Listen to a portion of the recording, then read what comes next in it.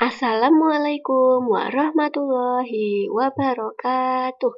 Hai anak-anak solih-solihah, apa kabar? Semoga semuanya selalu sehat dan tetap semangat belajar. Pada pembelajaran tematik, hari ini kita akan belajar bersama tema 7, subtema 2, pembelajaran 5. Anak-anak dapat membaca dan memahami materinya di buku Pupena 4C halaman 127 sampai 130. Tujuan pembelajaran hari ini, anak-anak dapat mempraktikkan gerak dasar tari daerah, menjelaskan keragaman kesenian daerah dan cara melestarikannya, serta menjelaskan informasi penting dalam teks non-fiksi dengan benar. Baik, kita masuk ke materi yang pertama di pembelajaran 5 ya anak-anak. Materi yang pertama, mempraktikkan gerak dasar tari daerah. Pada pembelajaran sebelumnya, kita telah mengamati pola lantai dari suatu tari daerah ya anak-anak. Nah, sekarang kita akan belajar bersama mempelajari gerak dasar yang ada pada suatu tari daerah. Sama seperti budaya di negeri kita, gerak dasar tari daerah juga memiliki keragaman. Apa yang dimaksud dengan gerak dasar? Ya, benar sekali anak-anak.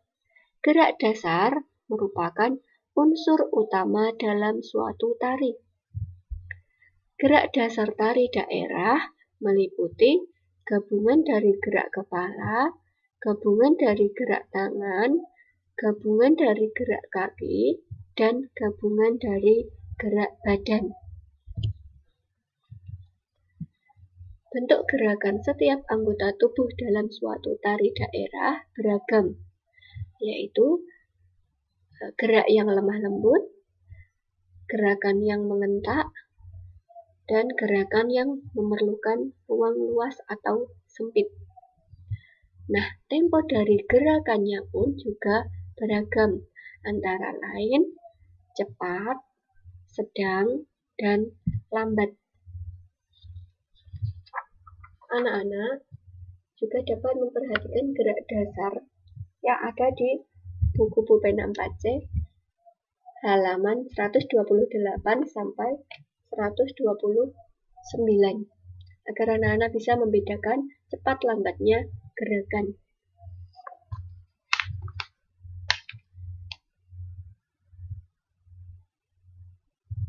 Semakin banyak hitungan dalam suatu gerakan, maka gerakan tersebut semakin lambat. Selanjutnya, materi yang kedua, menjelaskan keragaman kesenian daerah dan cara melestarikannya. Selain rumah adat dan pakaian adat, Indonesia juga kaya akan kesenian daerah. Misalnya, seni tari, lagu daerah, alat musik, upacara adat, dan seni pertunjukan. Setiap provinsi memiliki kesenian daerah yang harus dilestarikan. Salah satunya adalah seni tari. Seni tari merupakan tradisi yang biasa ditampilkan saat upacara adat tertentu.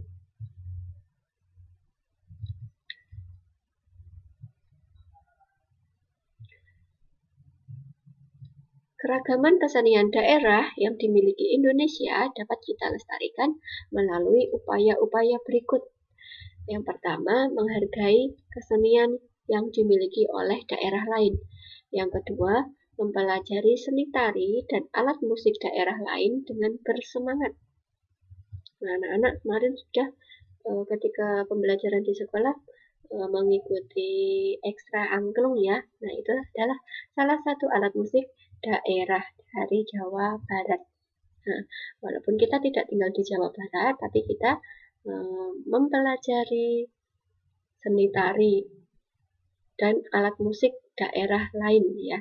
Nah, kemudian Yang ketiga, mengenalkan seni pertunjukan daerah orang lain. Yang keempat, menghafalkan dan menyanyikan lagu daerah dengan bersemangat. Dan yang kelima, mempromosikan kesenian suatu daerah sesuai dengan pengetahuanmu. Selanjutnya, materi yang ketiga, menjelaskan informasi penting dalam teks non-fiksi. Banyak teks non-fiksi yang dapat kamu baca tentang keragaman budaya di Indonesia. Nah, untuk memahaminya, kamu dapat mencari informasi penting dari teks tersebut, ya anak-anak. Nah, informasi penting dalam teks yang sudah didapat sebaiknya ditulis dalam bentuk ringkasan. Ringkasan itu catatan yang sudah ringkas ya dengan bahasa sendiri ya. Kalimatnya tidak terlalu panjang. Yang penting itu yang dituliskan intinya, informasinya apa ya. Nah, saat mengidentifikasi dan mengumpulkan informasi penting, pastikan kamu memahami isi informasi tersebut. Jika informasi yang diperoleh tidak dapat dipahami, maka kamu sendiri yang akan kesulitan untuk menjelaskannya kepada orang lain. Nah, memahami informasi dapat dilakukan dengan cara membaca intensif. Apa yang dimaksud dengan membaca intensif? Ya, benar sekali anak-anak. Membaca intensif artinya membaca dengan teliti, mencari inti suatu bacaan.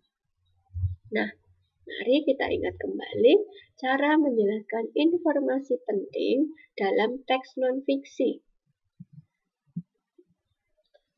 Dalam menjelaskan informasi penting, perhatikan hal-hal berikut ini saat menjelaskan informasi penting dalam teks. Yang pertama, jangan mengurangi atau menambah informasi di luar isi teks yang dibaca. Yang kedua, jika ada kata sulit, carilah artinya terlebih dahulu. Lalu jelaskan arti kata tersebut menggunakan bahasa yang mudah dimengerti. Yang ketiga, catatlah dan jelaskan bukti atau fakta yang mendukung isi teks. Yang keempat, jangan menggabungkan informasi yang didapat dengan tanggapan atau komentarmu tentang teks tersebut. Dan yang kelima, gunakan bahasa yang santun dan mudah dipahami oleh orang lain.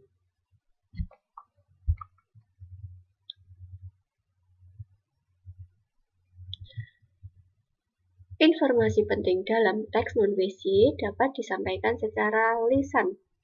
Langkah-langkah yang dapat kamu lakukan saat menyampaikan informasi penting dalam teks sama dengan saat kamu menjelaskan isi teks secara tertulis.